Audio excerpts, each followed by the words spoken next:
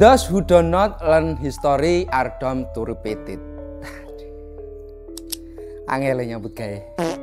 Nanti tolong editornya ini ditulis untuk bahasa Inggrisnya itu, biar tidak salah untuk pengejaannya. Artinya itu mereka yang tidak belajar sejarah ditakdirkan untuk mengulanginya. Nah, saya hanya ingin mengutip itu. Sebuah kutipan dari George Santayana, seorang filsuf, bahkan penyair dan penulis esai yang berdarah Spanyol Amerika. Jika kita telah lebih dalam, kutipan ini agaknya menjadi peringatan penting bagi kita semuanya. Terutama itu generasi masa kini. Bahwa sejarah bukan sekedar kisah masa lalu, tetapi cermin untuk melihat langkah menuju masa depan. Mempelajari sejarah itu bukan hanya soal untuk mengenang, tapi tentang memahami. Sebab di balik setiap jejak yang tertinggal, ada sebuah pesan yang harus dibaca agar kita tidak berjalan di tempat, apalagi jatuh ke lubang yang sama. Dan salah satu warisan sejarah yang bisa menjadi jembatan kita untuk kembali menyelami sejarah adalah keris pusaka. Untuk itu Palu Gada 444 akan terus hadir di tengah derasnya arus peradaban ini, membawa pembabaran-pembabaran pusaka yang mungkin saja bisa menjadi jeda, menjadi ruang untuk sejenak berhenti, merenung, dan membaca ulang jejak masa lalu, agar kita lebih bijak untuk menapai hari-hari ke depan. Seperti pusaka yang akan saya babarkan kali ini. Sebuah warisan yang menjadi saksi dari perjalanan seorang raja besar yang dikenal sebagai Senopati dari Mataram. Sebuah warisan yang tak hanya diwariskan dalam bentuk bendawi, tapi juga non-bendawi. Yang tidak hanya bernilai seni, tapi juga berikut dengan nilai-nilai esoteri. Untuk itu, panjenengan jangan kemana-mana. Dari Karanganyar Tenteram, kami kabarkan.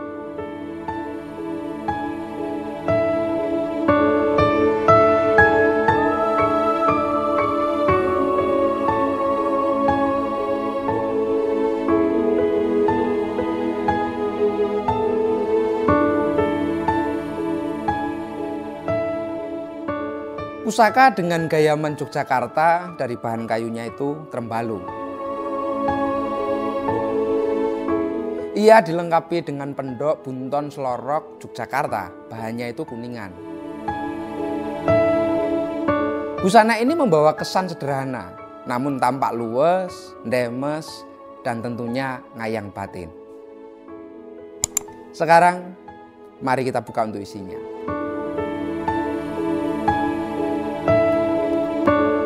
Pusaka Luk 11 Dapur Carita Keprabon Pamor Wus Putah Tangguh Mataram era Panembahan Senopati. Pusaka dengan Luk 11 itu memang memiliki proporsional bentuk yang lebih sempurna dari luk yang berjumlah di bawahnya. Seolah ia memiliki keselarasan tersendiri dengan rancang bangun yang secara keseluruhan kita amati itu begitu luar biasa indah. Pusaka ini masih bisa kita temukan dalam keadaan yang sangat begitu utuh, bisa panjenengan bersani. Dari sekar kacangnya itu masih gelung yang nampak sangat indah, menyuguhkan kesan ayu dan terlihat sangat anggun. Sogokannya pun masih terjaga, tanpa lubang korosi. Artinya sesuatu yang cukup langka hal ini. Sebab kebanyakan pusaka era Senopaten itu sering ditemukan dalam kondisi sogokan yang sudah berlubang. Hal ini memang terjadi karena secara rancangan, sogokan pada masa itu memang dibuat itu lebih dalam daripada era yang lain. Lebih istimewanya lagi, bagian grenengnya juga masih bisa terbaca dengan sangat jelas. Mulai dari rondo, ripandan, tingil, hingga kanyut, semuanya itu masih tampak nyata, seperti menyimpan jejak tangan empu yang menggarapnya.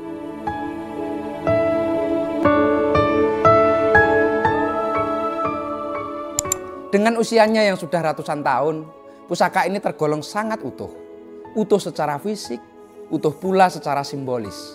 Seolah masih membawa pesan-pesan zaman yang belum lapuk oleh waktu. Dalam budaya Jawa itu, carita keprabon merujuk pada kisah-kisah yang bersumber dari kehidupan keraton, baik berupa sejarah, legenda, maupun ajaran moral dari lingkungan istana. Jika digunakan sebagai nama dapur keris, carita keprabon itu memuat filosofi, bahwa pusaka ini membawa sebuah riwayat, ajaran, dan pesan dari dunia keprabon. Sebuah dunia yang melambangkan kebijaksanaan, melambangkan kepemimpinan, serta keluhuran budi sebagai pedoman hidup dalam tatanan masyarakat Jawa khususnya.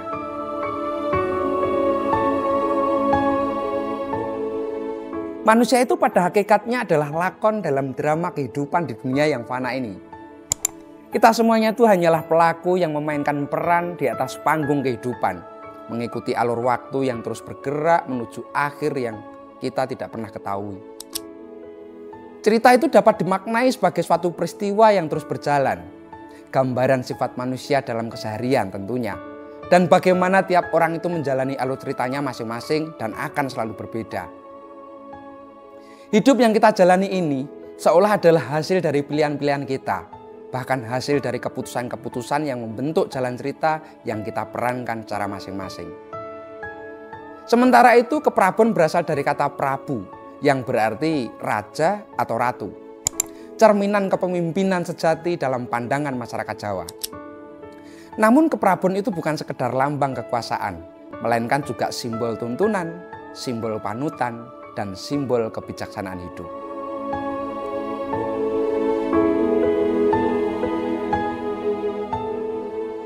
Jika menurut pitutur lisan, dahulu kala itu hanya mereka yang berterah darah biru atau kaum ningrat yang memang boleh memiliki dan menyimpan keris berdapur carita keprabon atau carita daleman. Maka boleh dikata, keris dengan dapur ini merupakan pusaka ningrat milik para priayeni. Ada pula tradisi yang sangat unik. Pemilik keris berdapur ini kerap memelihara burung gelatik Jawa sebagai pasangan atau kelangenan.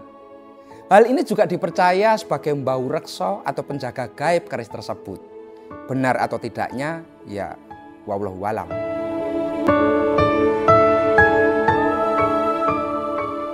Pusaka carita keprabon ini hadir dengan pamor wutah atau beras wutah. Panjenengan bisa pirsani. Secara detonasi, wutah itu berarti beras yang tumpah dari tempat penyimpanannya, karena mungkin isinya itu sudah melimpah ruah atau terlampau penuh. Sedangkan cara konotasi, dalam pamor wutah itu terkandung makna rasa syukur atas limpahan rahmat yang telah diberikan oleh Tuhan semesta alam.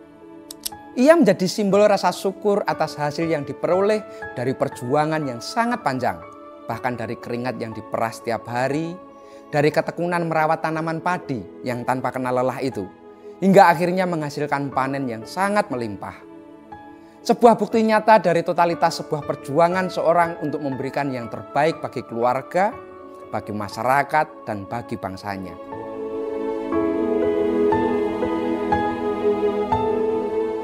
Pamor wutah itu memang dipercaya oleh sebagian pencinta keris memiliki angsar yang baik untuk kelancaran rezeki sebagai pengingat bahwa setiap hasil besar selalu berawal dari ketekunan, berawal dari doa, dan berawal dari kerja keras yang tanpa henti.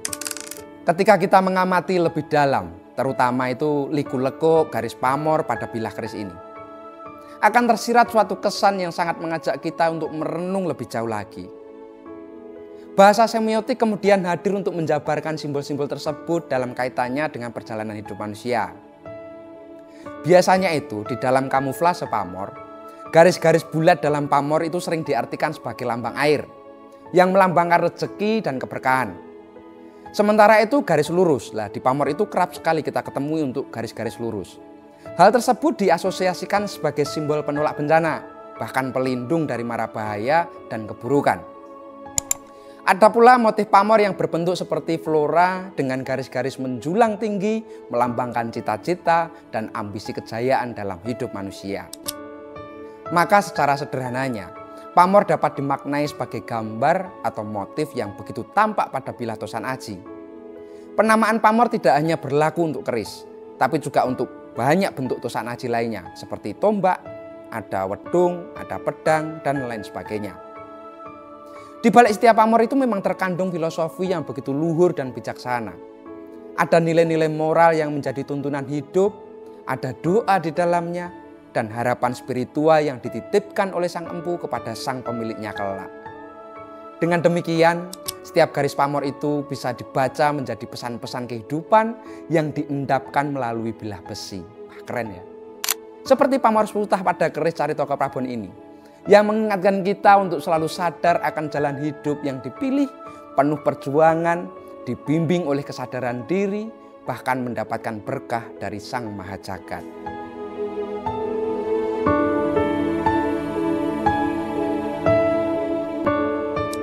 Pusaka warisan dari masa kerajaan Mataram di era kepemimpinan Panembahan Senopati ini memang menyisakan karakter khas dari seorang Raja Mataram kala itu.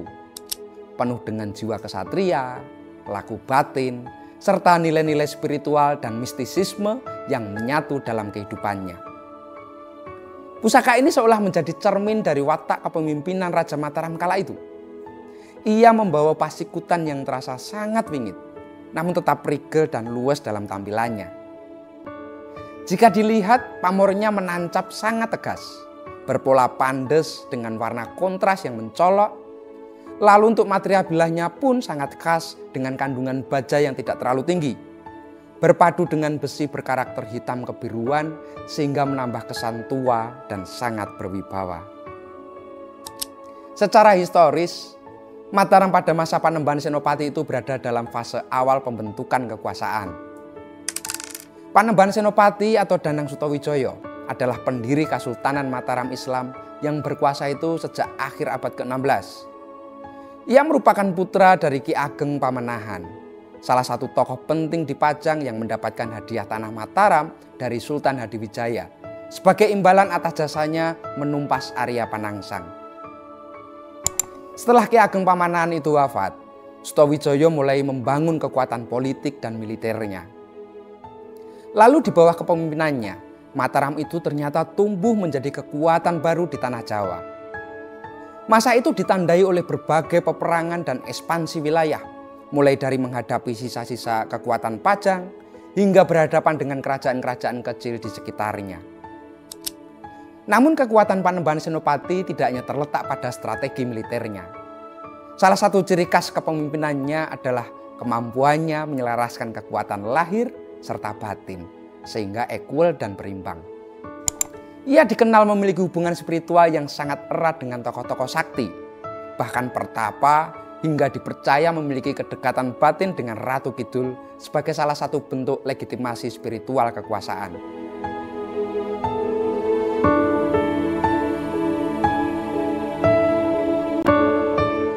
Semangat laku batin inilah yang kemudian itu membentuk karakter Mataram. Sebuah kerajaan yang tidak hanya dibangun dengan pedang, tapi juga dengan doa, dengan tirakat, dan keyakinan penuh terhadap kehendak Sang Maha Pencipta. Maka tak heran jika pusaka-pusaka dari masa itu seperti keris Carita Keprabon ini misal, menjadi lambang dari falsafah kepemimpinannya yang memadukan antara unsur ketegasan, laku spiritual, dan pengabdian terhadap amanah kehidupan yang lebih besar. Mungkin cukup dari kami. Terima kasih telah membersamai kami. Matur suwun dan salam tutut ati.